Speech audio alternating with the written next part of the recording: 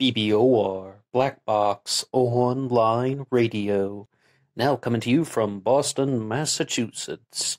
Yes, indeed. Normally we are in West Virginia, but I'm going to be on the road for a while, so these uploads will be coming out a little bit less frequently. I have to say, I've had a great pleasure putting them out daily, doing this daily segment for you guys and talking to you about all the ideas. And we will have some new things coming out about the Zodiac Killer, as well as some other true crime cases, but they will be coming out a little bit less frequently. However, gonna try and get one out every day if we can, but we'll see how these things go. And today we are continuing onward with our discussion about Fauna Hodel, and I had done this one in a few segments. We did one episode on Fauna Hodel after we went through the series I Am the Night with India Isley and Chris Pine, which is based on the writings of Fauna Hodel telling her life story. And then we did one talking about the book One Day Shall Darken, and this is the culmination of it all. I mean, I'm a very slow reader, so it took me a while to get through the book One Day Shall Darken, which is telling the life story of Fauna Hodel, who is the granddaughter of George Hill Hodel, who is the prime suspect in the Black Dahlia murder case, or one of the prime suspects, we should say. I mean, he's definitely at the top of a lot of people's lists, although other people do have their own suspects for the murder of Elizabeth Short back in the 1940s, and then George Hodel would go on to have his own scandalous trial involving the sexual assault of his own daughter Tamar, who is Fauna Hodel's biological mother. Now, in this segment here, what we can say is that Fauna Hodel is now in her teen years, and she has become pregnant. She gets married in her teen years, just after, I believe they said in the book, around the 10th grade age. Like, after the 10th grade, she's gotten pregnant and married already. But then she still has this quest to learn about her identity, because Fauna Hodel is growing up at a time when she believes that she's half African American and half Caucasian. However, nobody seems to accept this. People call her out all the time. They're like, you don't have a single African American feature. And she always gets into these debates with people. However, at one point, she is finally able to get in touch with Tamar Hodel on the phone, her biological mother, who's living in Hawaii. And what happens is, I think that this is a little bit hard to describe, but if you hear this, I think you'll be able to remember a similar experience of the feeling. She's on the phone with Tamar Hodel, her biological mother, and she asks, "I'm half black, right?"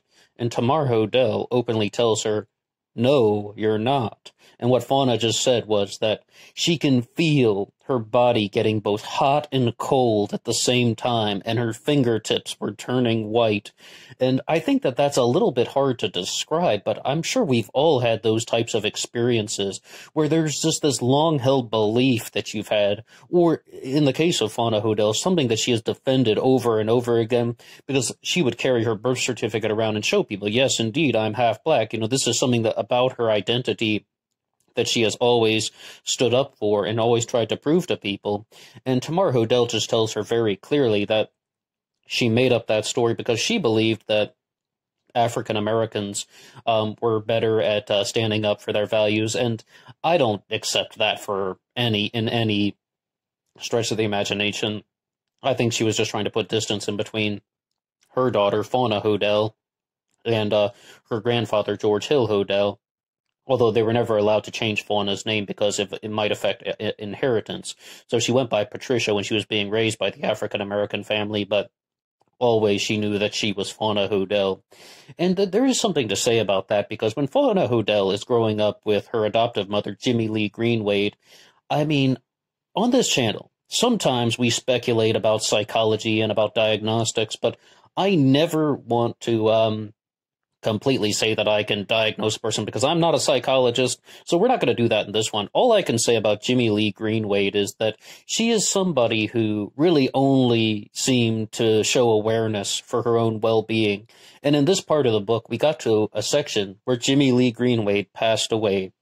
And Fauna Hodel doesn't know what's happening. She's going to Jimmy's apartment. She's knocking on the doors. No one is there. And she believes that Jimmy's dead, so she starts calling the ambulance company, or the ambulance service, we should say, the funeral homes, the hospitals, trying to find Jimmy Lee Greenwade. And then she goes to a male companion of Jimmy Lee and knocks on the door, and he lets her in. And then there's Jimmy Lee sitting at the table, Fauna's adoptive mother, just sitting at the table with her legs crossed and laughing about it. And then they're like, all right, you win the bet. You could get her to come over here anytime you wanted. And Fauna is just heartbroken once again about how her adoptive mother put on this whole ruse that she was dead just to win a bet with somebody that she could get Fauna to do whatever she wanted. And when it comes to those experiences, I've never had anything like that firsthand. But I think we've all had those types of moments of just frustration with either our parents or, in the case of Fauna Hodel, an adoptive parental figure like Jimmy Lee Greenway, where you just feel like someone is just using you as an extension of their own excitement, or they aren't really empathizing with you in the proper way, and they aren't really showing you or the acknowledgement of your humanity. And I really felt that that was something that was very big that was happening in this section here in the book. And Fauna is once again devastated, and she still wants to have this connection, though, to Tamar Hodel, because this is something that she has always wanted. Even as a kid, she would just act out sequences. All right, when I meet my biological mother, this is how I'm going to act. And they're fully aware that she has to keep the name Fauna Hodel because it could affect inheritance. So she thinks that she's coming from this rich and noble family, and she really wants to have these types of connections. But at this point in the book, we will actually see some type of interactions between Fauna Hodel and Tamar Hodel. And first and foremost, Fauna gets in touch with her grandmother, who's Dorothy, right? And she gets a chance to meet her, and she's like, Tamar Hodel is not who you think she is. Your biological mother is not who you think she is. She's someone who tells lots of wild stories. She's someone who is not very consistent, and she isn't very good at maintaining relationships. And that's so Dorothy's trying to discourage Fauna Hodel from having any type of interaction with Tamar. But at the same time, Fauna still believes that she has this quest. She goes to Hawaii, which is something that they did have in the miniseries I Am the Night. But the interactions that it took place are absolutely quite different. I mean, I Am the Night with India Isley and Chris Pine, very entertaining of a miniseries I watched earlier this year, and there are a few nitpicking examples of things that I mentioned on the Instagram journal, BlackBoxNed88 on Instagram, and you guys should always listen to that. I mean, we do still doing the daily segments on those, but there, like I said, there's just a few nitpicking examples of some things that I thought maybe could have been improved upon. But that's, you ever heard of the armchair quarterback, the Monday morning quarterback? Well, then I'm just the armchair film critic, armchair film director or something, calling people out on things like, no, I could have done it better. No, I digress from that. I don't mean to be too harsh on them. But Fauna Hodel goes to Hawaii to see Tamar Hodel. And if you think about what we just said about Jimmy Lee Greenway, about how she was only doing things for her own benefit, only doing things to fuel her own excitement, and only doing things based on her own feelings. Like, she only cared about her own feeling. I mean, you could probably even think of a few possible diagnostic issues associated with that right there, but like I said, I don't really want to speculate too much. So then Fauna meets Tamar Hodel, and she experiences a lot of the similar things. I was really surprised that Fauna Hodel just happens to have two people who barely knew each other at all. As far as we understand, there doesn't appear to be a 100% definitive connection between Jimmy Lee Greenwade and Tamar Hodel. Like, they weren't like very close friends or anything. This was an adoptive relationship where they would be raising Fauna Hodel. And she meets Tamar, and Tamar is very much like only into herself and her own well-being. And one of the points that stood out to me was that no matter what they would talk about, Tamar Hodel would always ask questions that would divert the subject back to her. On the one hand, Fauna Hodel did go to meet Tamar Hodel, and she did want to learn about her, but she was like, no matter what they would talk about, Tamar would ask some question that would get the subject back on what she wanted to talk about. And it wouldn't only be so much about the relationships between Tamar and her biological daughter, Fauna Hodel. It would be much more about just talking about beliefs and spirituality, mysticism, anything that Tamar wanted to talk about.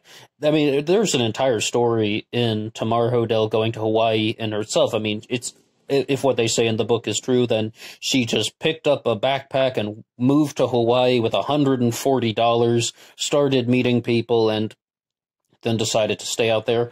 I think there's an enormous connection to the concept of escape, that Tamar Hodel just really wanted to find ways to escape from things, because if what she says is true, she was sexually assaulted by her own father, and this was something that people in Hawaii really seemed to understand. They were very, very familiar with talking about it. It wasn't a closely guarded secret. However, it does appear to have had an enormous effect on Tamar Hodel. But when they actually have the conversations about who was Fauna Hodel's biological father, Tamar Hodel stays consistent with one thing that has been expressed by just countless people, whether it's Steve Hodel or whether it's people who've been researching the story, when she tells Fauna Hodel openly that her biological father, Fauna Hodel's biological father, was an Italian-American that she had an encounter with, and she doesn't even know his name.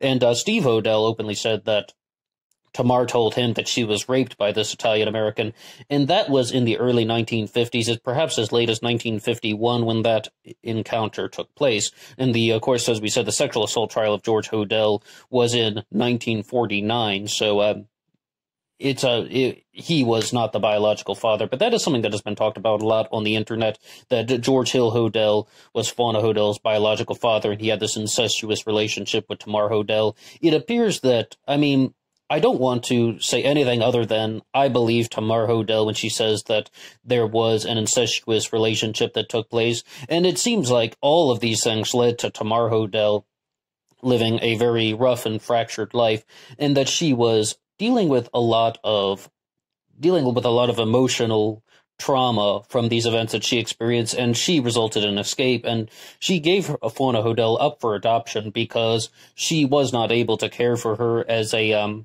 teen mother. And the reason why she wanted Fauna to think that she was black, as we said, number one, to put distance between her and George Hodel, and number two, she also went to juvenile detention for a while because of some of the, as they said, her erratic behavior as deemed by her parents and other people. And after she got out of juvenile detention, she met an individual named Joshua, who was an excellent musician, an excellent guitarist, and she was very impressed by him.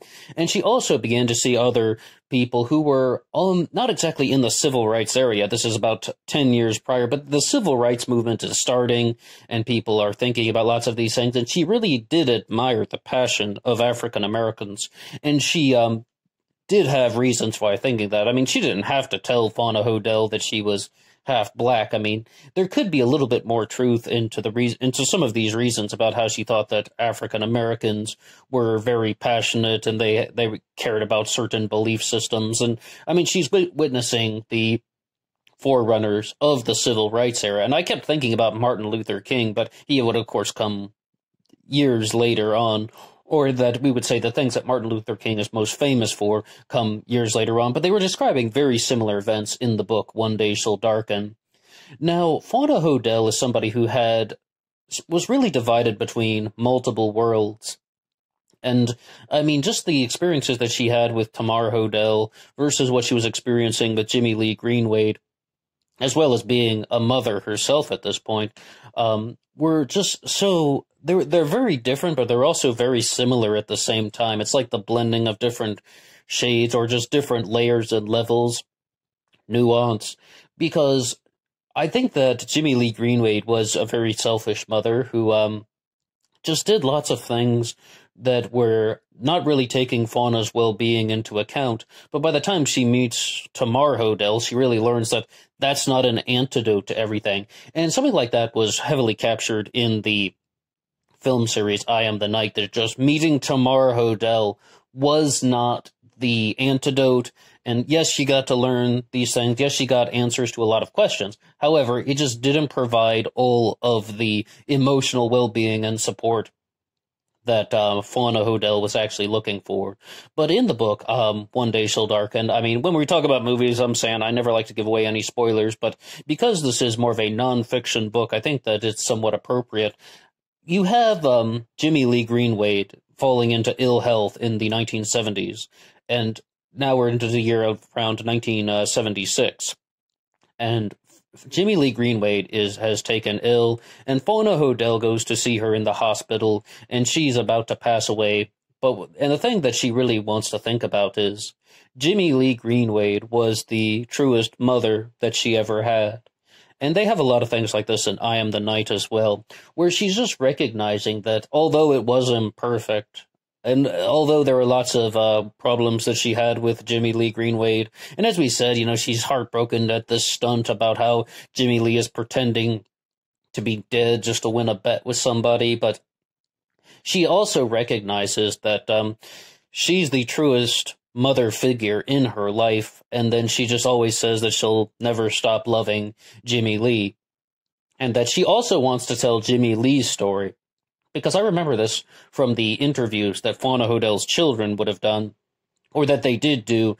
They were promoting their podcast, Root of All Evil, and which is talking about Fauna Hodel and George Hodel. And what they said was, Fauna Hodel had a passion to get her story out there, to tell her story to the world. And where did that come from? That came from Jimmy Lee Greenwade, because one of the things that Fauna Hodel is telling Jimmy Lee on her deathbed is, you're going to be famous, you're going to be a star, because Jimmy Lee is referred to as Pretty Jimmy Lee, and they tried to make a movie about her called Pretty Hattie's Baby, and they even talk about this a little bit in I Am the Night. They call her Pretty Jimmy, and she wants to be a star. And in the previous segment, we were talking about how she would just always sing songs that only she could understand, just changing the genre, mixing in commercial jingles. She just had this passion to for not only entertainment, but also just starlight, you could say. She just wanted to be a starlet herself. And the thing that Fauna Hodel is telling Jimmy Lee Greenwade is that you're going to be famous. People are going to know your story. So when Fauna Hodel's children are saying that Fauna Hodel just had this passion to have her story told, Fauna Hodel was doing the same thing for Jimmy Lee Greenwade. She wanted her adoptive mother to become famous because she felt that, it was helping her adoptive mother realize her dream, but also Fauna Hodel just simply felt that there was something that she had to share with the world, because she came from a very bizarre and confusing story, and they even have the conversations on how George Hodel may have been the murderer of Elizabeth Short. He may have been the Black Dahlia Avenger.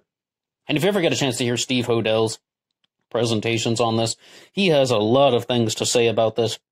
He's George Hodel's son, and he has put forward somewhat of a compelling narrative about how George Hodel murdered Elizabeth Short. Some of Steve Hodel's other claims are somewhat questionable, but Tamar Hodel even followed up on this for years after she had been separated from George Hodel. People would bring her articles, and she would go through these things. And one of the points that really stood out to me was there was this line in the book, and either I missed it or I've forgotten it, but Tamar Hodel was very captivated by the fact that Elizabeth Short's name was Elizabeth Ann. She's like, that just stood out to her so much, and I didn't quite get the reference to that, but I might even go back and look that up later on to see what the exact connection to that is. But she really thought that there was even significance in the name Elizabeth herself. Like, she thought that there was some type of connection to George Hodel in that regard. But George Hodel was someone who was a confusing figure in the world of Hollywood. He also had the same thing about what Tamar Hodel has talked about, what Fauna Hodel has talked about, what Jimmy Lee Greenwade has talked about, not wanting to accept this role as something that is just going to be ordinary. George Hodel also wanted to be famous, and he also wanted to do things that were on par with some of the people in the entertainment world and Hollywood elites. For example, he didn't want to just be the doctor to the Hollywood stars. He wanted to do something that would allow himself to become legendary. And Tamar, Fauna, and Jimmy Lee Greenwade all seemed to have this connection. They just didn't want to accept that they were going to be just ordinary people living ordinary lives. And for the reason that Fauna Hodel put forward is quite different than George Hodel, Tamar, or Jimmy Lee Greenwade. She says that she wants to tell her life story because of all of the outrageousness associated with it, but also because she believed that there is a certain sense of awareness in humanity. And this is what we really do on this channel, where we talk about things that will allow us to have a greater understanding of humanity. How do people function? That's really the question that we ask and answer here on this channel. How do people function? And on that regard, I would like to thank you for listening to the conclusion of our series on Fauna Hodel. This is going to be all in a 3-part playlist. And I would like to say that if you have any ideas for things that you would like talked about on this channel in regards to what we said about, like, what questions do you have just about humanity, human nature, how things function? No topic is off limits. I would love to hear from you. Please drop something in the comments section below. And I will see you guys on Instagram for the bonus podcast, BlackBoxNed88 on Instagram. And we will try to put out uploads as frequently as we can, but we'll see how things go in the next several days. All right, that's all for me now. And until next time.